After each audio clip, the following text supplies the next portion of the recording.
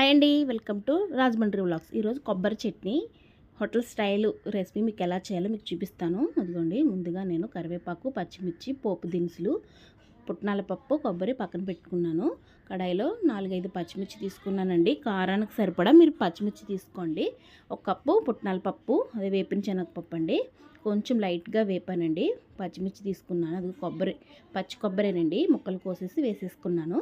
పుట్నాల పప్పు కొంచెం వేగాక చల్లార్చుకొని ఆ మిక్సీ జార్లో వేసుకోండి. చిన్ని అల్లం ముక్క, కరివేపాకు, పచ్చి కరివేపాకు వేయండి, టెక్స్చర్ చాలా బాగుంటుంది. కొంచెం సాల్ట్ వేసుకొని అది మెత్తగా గ్రైండ్ చేసుకోండి. అది అలా గ్రైండ్ చేసుకున్నాక గ్లాస్ వాటర్ తీసుకున్నానండి. చాలా మెత్తగా గ్రైండ్ చేసుకోండి. తర్వాత పోపు చూడండి, పోపు దినుసులన్నీ వేసాను. మినపప్పు, జీలకర్ర, ఆవాలు, శనగపప్పు, కరివేపాకు వేసానండి.